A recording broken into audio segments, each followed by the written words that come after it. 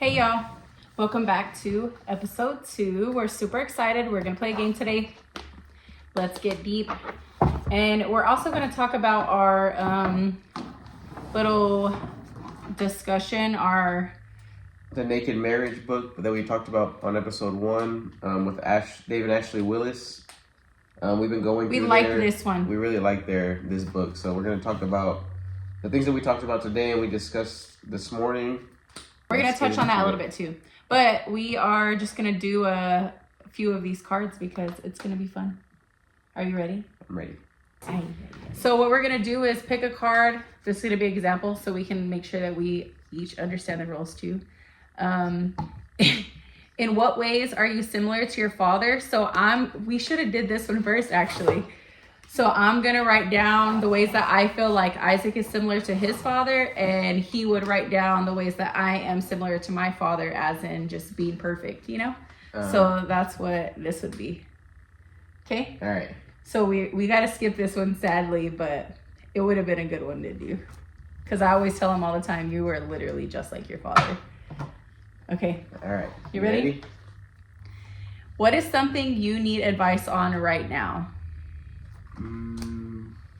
Something that you need advice on right now would be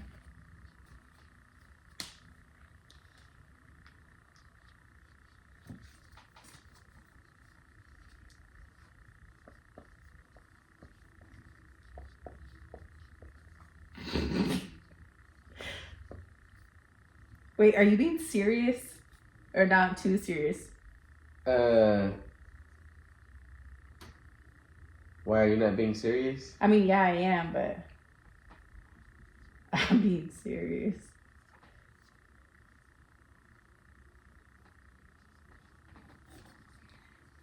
I'm the winner. I don't know if this would be advice or me giving him advice. It's actually not that great of a one, honestly, but. Okay. Okay, ready? 1, 2, 3. Oh, you can't read it. Keep your hands out of my pants. They ask you how you are, you just have to say that you're fine when you're not really fine. Okay. Oh, his is a good one. Starting a new business, you have to put it closer. I said, keep your hands out of my pants. That's so hard to do. Okay. All right. What does being happy mean to you?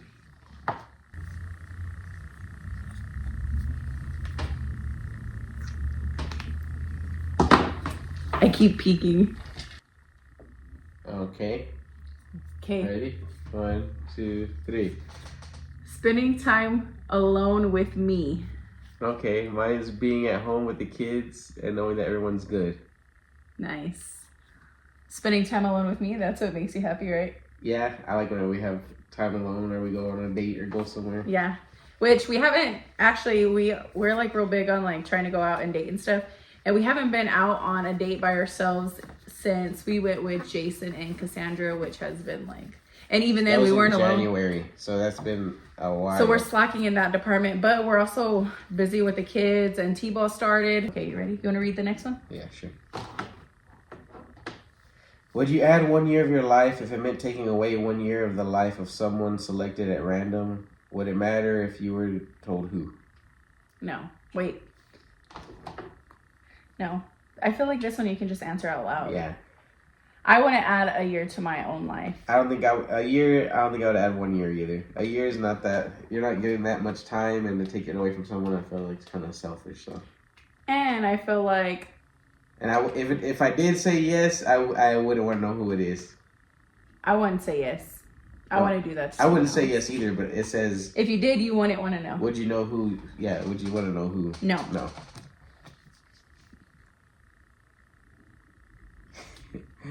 What were you like in high school? Skip this one. I know what you were like. I feel like you don't know what I was like. I feel like I know what you were like. Okay.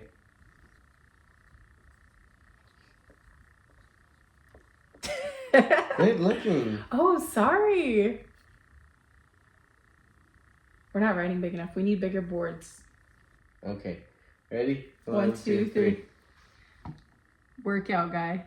Workout guy? I wasn't really much of a workout guy until like the end of high school, but this says you were a mix of you're a mix of good and bad, aka you played golf and you like to party a lot. So you're exactly how you are now. I played golf for 1 year. You're white, but you act Mexican. So what were you like in high school? I was artistic, I guess. Artistic.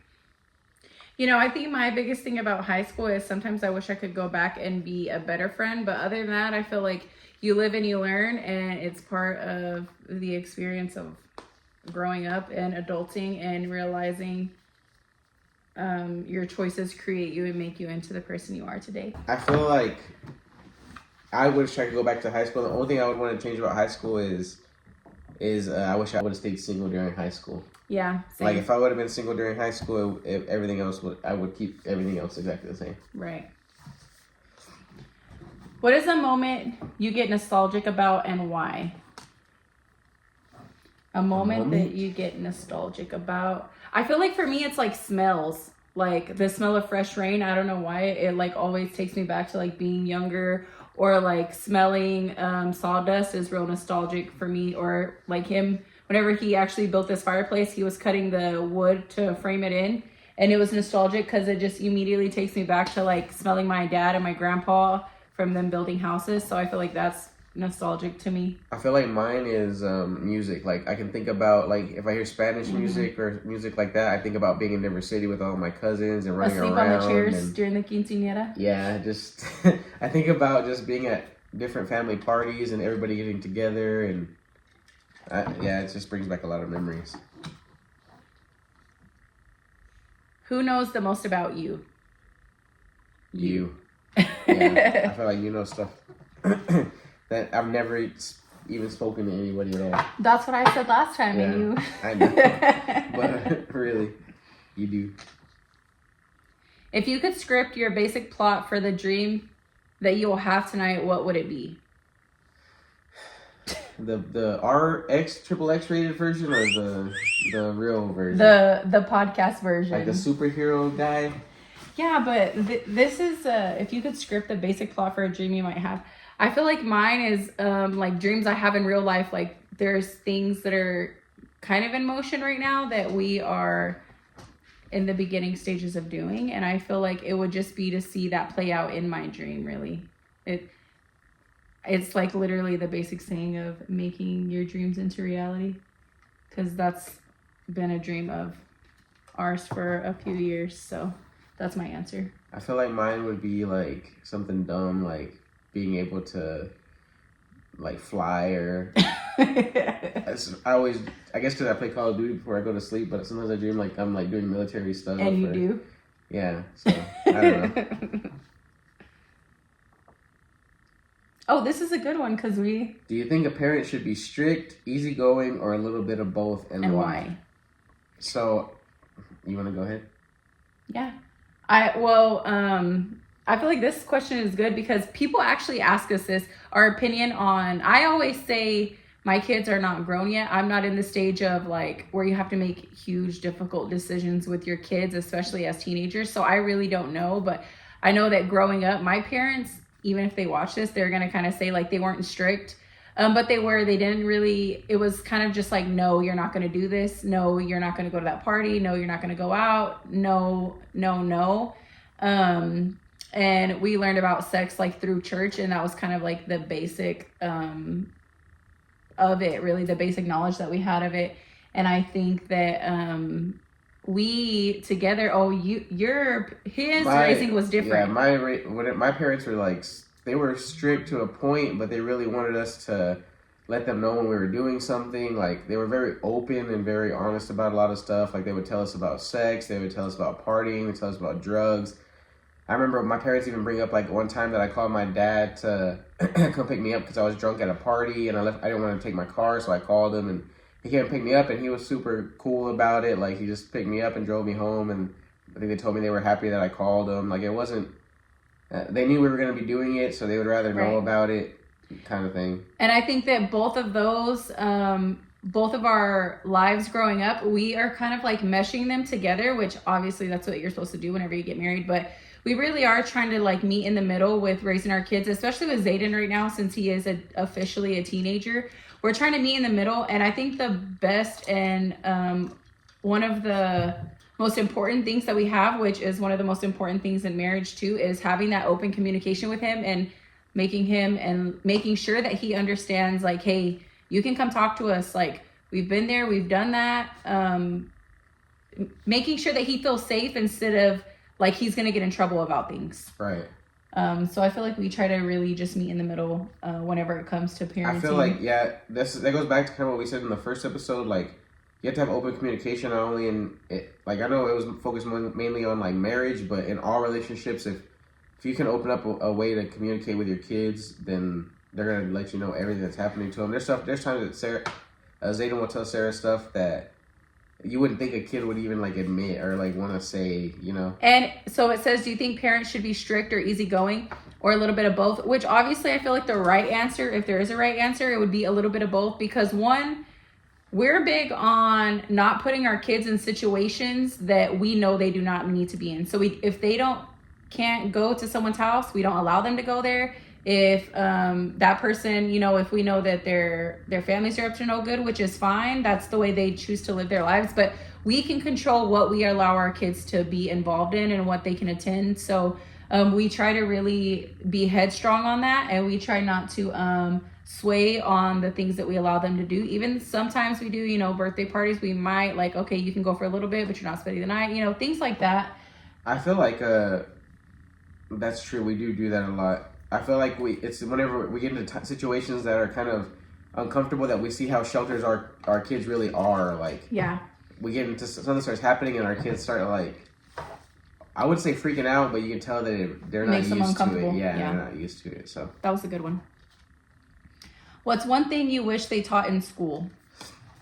I wish they taught you how to be like, I know there's a finance class in school, but I wish they like taught you how like about finances. Like, even if they made you take like a mandatory course right before you graduated, that'd be great to show you like, this is how you're gonna file your taxes. This is how you're gonna open up a bank account. This is how you're gonna, because you go into all these things, you hear all these crazy big words, and you're like, what in the world? You do take an economics class, but I feel like you don't really understand it and pay attention, and it's like very surface. I can't even tell you what it was about, honestly, but I know that I don't really ever remember getting taught like about taxes. I feel like whenever I took economics in high school, it was like this is the date that this was set up. Yeah. This is the date that this was set up. This is how much they decided it was going to be. It wasn't like, this is what you do whenever you get here, you know? Okay. Are you ready? Yeah, I'm ready. Is there anything that you feel is missing from our relationship? Besides sex every day. That's the biggest thing that I could think about. You would. I don't feel like anything is missing. I feel like I'm missing going on a date with you. This isn't, and I'm gonna say this, but I hope people don't take it as like stroking our own egos. But like, I feel like people see us and they think that a lot of times that we fake our relationship. Like, they're really not that happy. There's no way they could be that happy. Like, they have problems, and we definitely have problems, but like, we really are truly happy. And I think that's one of the best things about our relationship is like, from the moment that it started, like, I can write down a million good things. And I actually remember my mom telling me this growing up, like, write down the pros and cons of your relationship. Like, and if your cons outweigh your pros, then it's no good. It's not worth it. It's not good for you. And I can sit there and write down a million things that are good in our relationship, and the list of the bad things would be very, very few. And I think that's what's great about our relationship, is that we don't fake it. We truly are happy. We're not married and together only because we have kids. We're together because we truly enjoy each other, and even though you get on my nerves sometimes. I feel like, what was the question? Is there anything you feel is missing from our relationship? Right. No. Except for the dates. Yeah, I mean, I miss going on dates. We haven't been on a date in a while. And we were really making a really big point to go on a date every Friday. But No, I can't really think of anything. I was gonna tag on to something that you said, but I don't remember what it was. What is something you do because you love your partner and not because you enjoy it? I feel like half the stuff I do is stuff that I do because I love you and not because I want to. Well, I feel like I do things because I love you and I don't want to. I don't want to clean this house every day. I ain't trying to wake up and make coffee first thing in the morning sometimes. And I ain't trying to make sure that you're the first one that gets the pour of it and I bring it to you before I drink mine. Aww. I ain't trying to do the laundry or mop the floors or do none of that. I don't want to do none of that, but I do it. Good. That's what you're... I'm not trying to clean out the car whenever it gets disgusting because that's a man's job. But I do it because I love you. Okay. What is something that you don't think should ever be joked about?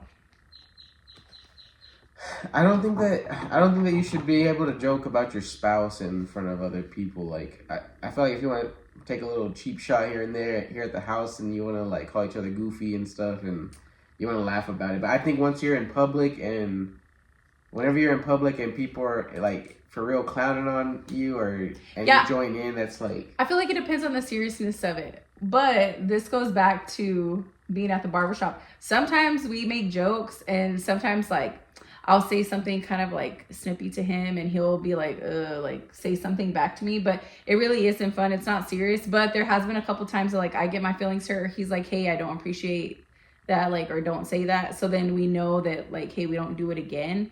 But it's all in fun most of the time, but we do end up getting our feelings hurt. And I can think about one situation that I don't even want to talk about because they for real hurt my feelings. But it hurt my feelings so bad. And it wasn't even me that said it. It was Eric and you got all mad. Anyways, thanks a lot, Eric. Way to go, Eric. So anyways, on to the next. But yeah, definitely, I think one thing you shouldn't joke about is your spouse. Especially with bad intentions. It's okay to like make jokes. Yeah, but I feel like most jokes that you're gonna say, like even thinking about it, most jokes you're gonna say about your spouse is gonna be on some subject that you shouldn't be talking about, or it's gonna be something that you know that the best jokes hurt a little bit, right?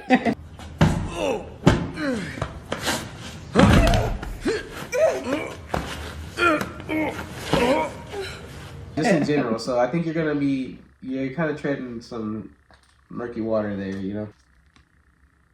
What's one moment that changed your life?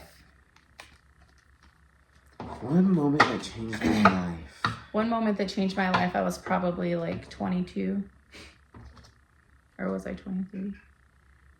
Whenever I finally made a decision to leave a relationship that I came down here, I was going to stay for a week because my niece was sick and I was here to stay with them, and I never went back. I came back with a week's worth of clothes with me and my 2 kids and never went back. And that moment has been pivotal for the rest of my life. That's my answer. I feel like one of the moments that changed my life was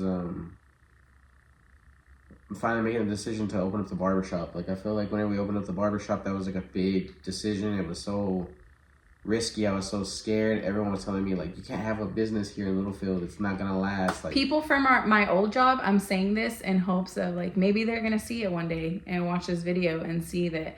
So I put in a 2 weeks notice at Sport Clips. That's where I worked in Lubbock before we decided to open the barbershop together. And guys, whenever we tell you that we literally put every single dollar that we had into opening this barbershop, we meant it. I quit my job. We weren't even working. He was working overnights. I quit my job like before the barbershop was even ready. Like we literally had every single dollar invested into this business. And it's actually kind of crazy that I was literally working, like I'd get off of work I would cut hair from 12 to 6:30, take a shower, go to the gym by 7, and I'd be there till 7 in the morning, go to sleep till Sarah, wake me up at 12. I'd start cutting hair at 12 just to save up the money to be able to do this. What would I do whenever you work overnights? What do you say I always did? For some reason, whenever Sarah was asleep at night, if I would call or anything, I'd make sure it was real quiet. If she was just taking a nap, I'd make sure it was real quiet. But if I got home off of work at 7 in the morning, after being up all night, Sarah'd be like playing, like invite a parade through the house, like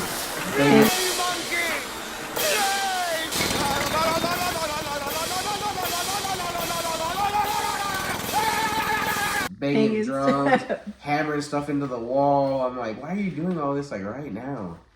It's funny. But I do feel like the barbershop was a big deal. As a couple, that's definitely a moment. I feel like in me by myself, it was making a decision to leave a relationship that I knew I needed to leave since it started.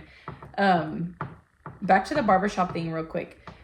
I was saying about my coworkers at Sport Clips. I put in a 2 weeks notice at Sport Clips, and I told them that we were going to open our own shop.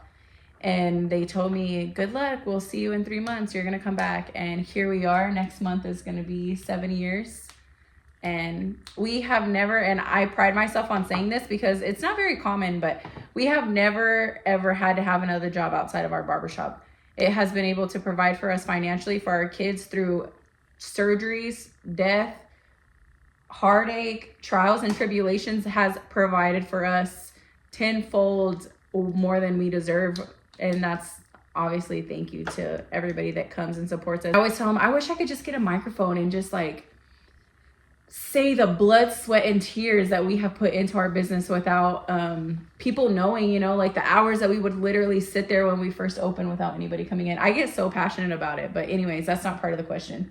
What were you going to say? I was just going to say that you're right. Like the people that support us, that like thank you, and thank God that we are able to be as busy as we are and support our family and do everything that we want to do. Yes. Next question. What was the last fear you overcame, and how did you do it? The last fear that you overcame, and how did you do it? I feel like this is kind of like a broad one. This is one that I feel like a lot of people were kind of scared of, but it was scary, and I never really showed it. But I felt like COVID was like a big deal.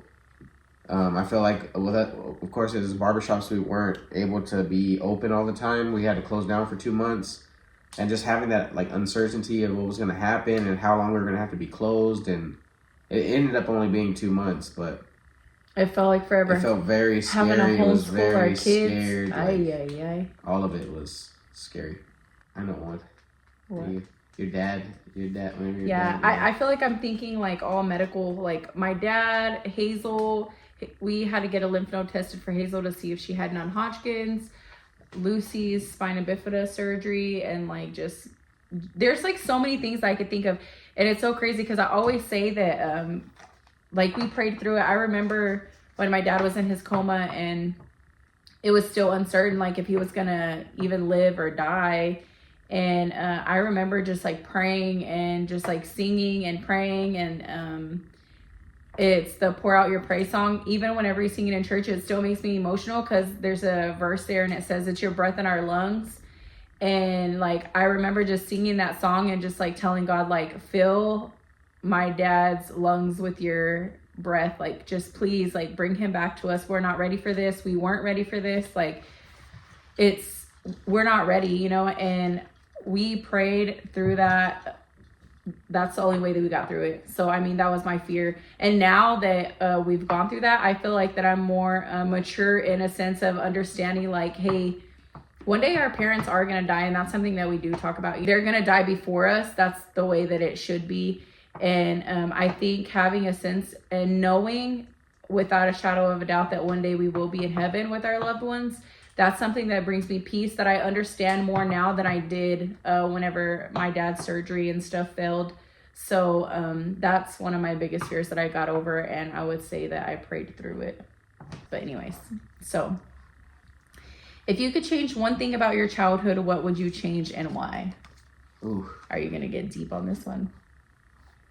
If I could change one thing about my childhood, I would appreciate the moments that I had at home instead of always wanting to be gone away from my house. I would appreciate being a kid, but you never understand that until you're an adult. Yeah, you don't realize it. You don't realize it. We try to always tell our boys that come in the shop, like, dude, just enjoy it. Especially our seniors, like, just enjoy it. You're literally about to be working and paying bills and hopefully living a good life, you know, for the rest of your life. So but quick. You don't realize how good you have it whenever you're a kid until you're an adult. That's just the way that it is. I always tell them too, some of them are like going to the military and stuff, and I always tell them like, go and do what you want to do. Like, go see what you want to see. Go all the stuff that you can do, go do it, because whenever you get back, it's still just gonna be Littlefield. Like, you're gonna get back, it's still gonna be Littlefield. There's still gonna be the same people here, some people might pass away and stuff, but it's still going to be the exact same thing. It's just Littlefield. So it's routine. Go see everything. Go see it all you can. And whenever you're ready to settle down, if you want to come back, come back. And if not, then go live your life, you know? True. Last one. Give an example of a time you may have been too critical and harsh towards yourself. I feel like this is me all the time, especially with my haircuts. I'm always trying to be better and do better and make sure that my clients have the freshest haircut so that they come back. You know, I feel like I try to put a lot of pride into my work and my haircuts, because at the end of it, whenever they're walking around town, I'm not trying to be embarrassed knowing that that's my haircut walking around town looking crazy. Yeah. I'm trying to let people know that that's fresh. I feel the exact same way. Like, I feel like the times that I've been the most critical on myself is like during work, like whenever we're working. And I feel like in this job, you have to be really critical of yourself, because if you're not, then you're going to start slacking, and then you're never going to improve. So you have to like really like... And because people are focus on savages, especially kids at school. They get dogged on, and it happens. It happened to me. It happens to him. It happens to... If you're a barber and you're continually trying to grow, it happens. It literally happens all the time. That's all of our Let's Get Deep questions. You want to go into that? Yeah, so I'm gonna just touch a little bit on what we talked about today, because it's good. We actually read it a couple weeks ago and we never really got to the questions of it. And it's talking about, are you sitting together on a love seat, or do y'all each have y'all's own chairs to sit in? And basically it's just saying that your relationship is gonna thrive if you sit together in your love seat. I wanted to read. Do you think it's gonna be too much if I read? I wanted to just read the review of it, because it gives you a good idea of what it talks about. If you can, I would actually, all couples, you don't have to be struggling. You don't have to be going through things. This is just to build your marriage. You're constantly supposed to be putting the work in towards your marriage. I would suggest, if you can, for everybody to go online and buy this. It's worth the investment. I think it was like probably 30. It was like $11. No, it was like $30 for both. So it's like $15. So it's $15 this one a might have piece. been 11. The other one might have been like 15. It's so a I study would guide say, and the book. So grab the book. Yeah, and the book. And honestly, we should have been done with this a long time ago, but we haven't. I'm a avid reader. I love to read, so I actually read on my own, and I should put more time into these, but I don't. But I would suggest everybody grabbing one of these for your marriage. Do it together. It's worth it. So anyways, I'm gonna read the review real quick. Marriage, as designed by God, is a powerful testimony to unity and love, surpassing all other human relationships in depth and intimacy. The union mirrors the closeness and partnership that God seeks with each of us. A marriage that is unified is a marriage that is fortified against the trials of life. Unity in marriage can be best explained by the love seat principle. Picture a love seat, an emblem of togetherness flanked by separate chairs symbolizing distance. When a couple chooses to sit on the love seat, they sit side by side, signifying their commitment to unity. They serve one another, communicate with transparency and honesty, and connect entirely. When faced with adversity, they navigate through it together. The opposite is when each partner retreats to their own chair, creating a physical and emotional gap. Individuals in this arrangement are self-focused and quick to assign blame, and they tend to consider abandonment when challenges arise. So, this is just saying, where are you in your marriage? Are y'all seated together on the love seat? So it actually even comes with discussion questions too. I didn't finish reading it because it is kind of long, and I feel like it's good for you and your spouse to read it together. But it did have a couple discussion questions that I wanted to just kind of read out loud. So maybe y'all can go back and you can rewatch this. And it says, one of the question was, reflect on a time when you felt like you were sitting in the love seat in your relationship. And then it says, do you feel like your marriage is more often in the love seat or the me seat? So I know for us, we agreed. So we actually write down our answers, so that way we can go back and reference to these. But I feel like for us, we came to an agreement that we are mostly seated in the love seat. And whenever me, honestly, I'm the one, I feel like this dude never gets up from the love seat. He's always in the love seat. He like rides for me. He rocks with me through all of it. And I feel like I'm the one that comes with like so much. He's just so, I always tell him whenever, this is not trying to change the subject, but it's just to kind of show how he is. But like, so Lucy had spinal surgery whenever she was a baby. And it was like a huge decision for us to make. It was like, we do the surgery now or we wait to see if she's unable to walk, and then we do the surgery later and she has like nerve damage, may not be able to walk, blah, blah, blah. You know, it was a big old thing. And I would always tell him, you act like she's just going to get her tooth pulled. Like, you think it's just so simple, and, you know, and I'm like stressed out and I'm crying about it. And he's just like, babe, it's fine. They're doctors. They're going to take care of her. Like, that's what they do, you know? So he's always like, I guess, more level-headed about things. And I'm always the one that kind of, I try not to act on emotion, but I am emotional whenever it comes to like the kids and making decisions sometimes. So he's always in the love seat. I put myself in the me seat because I take on all this, I say stress and like just things that I deal with personally, and like things that I feel like I'm missing in my life. Not my marriage, but me personally in my life. And it just piles on. So I find myself sitting in the me seat and he's like, hey, what's wrong? And I'm like, nothing, it's fine. Nothing's wrong. And I'm just like still every day, like struggling, until one day I explode and I just like let it all out. She'll be crying for like 40 minutes. Like, and we got to have a whole conversation about it. And but then always afterwards. And then I feel so good for weeks, like months. I'll feel like good. I need it, you know, but I wish I could acknowledge, I wish I could acknowledge the hurt that I feel in the moment to discuss it right then and there, because he's so open. And husbands, especially, listen to her. Don't just like kind of listen, like for real listen, because that's supposed to be your best friend. That's supposed to be your person that you go to. And I'm so thankful that I have that with Isaac. But anyway, so I don't know. Y'all should really invest in this book. It's an awesome book. And something else that we talk about too is I think the biggest thing with marriage is affairs and sexual, stepping out of your marriage sexually. That's what I was going to say earlier. Now you're talking. Go ahead. Sorry.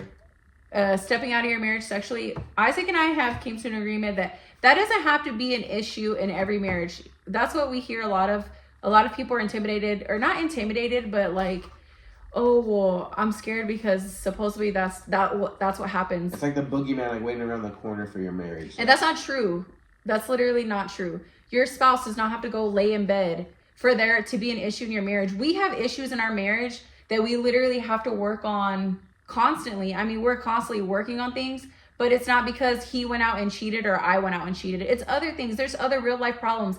And your problem isn't any worse or better than somebody else's problem, or it doesn't mean that you don't know yet, or just wait on it because it hasn't came, because that's not true. Yeah. If y'all are both communicating the way you should, then you don't have to worry about, well, if we get in an argument, is he going to go sleep with someone else? Because people do that, but that's not normal. That's not what people do. We have talked to people that have been married for 50, 60, so many years, and they've never laid in bed with another person. And it's not only the sexual part of it, but you know, it's just like the broad spectrum of it. And this episode is going to be a little bit longer, and I think it's because we're actually kind of diving in, because we're so passionate about everyone knowing the knowledge that we know, and just like, you can have a good relationship.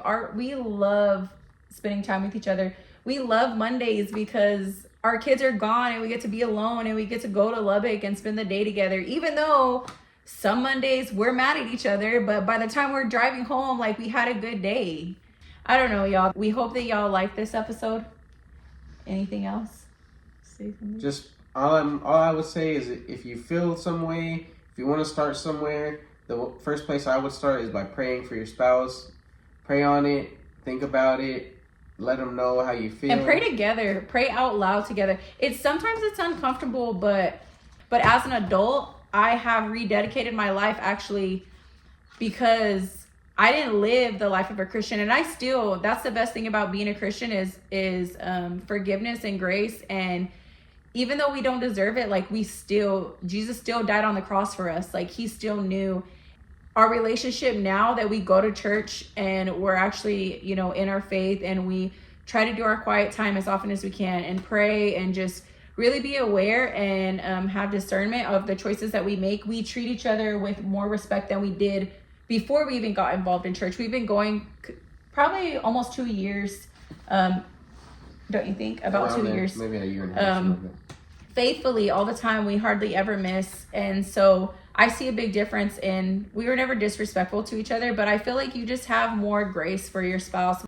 It's just, you become very self-aware of everything from the people, the music, and that's a big one. Change the music you listen to. That's the very first baby step you can make if you're trying to be a better Christian.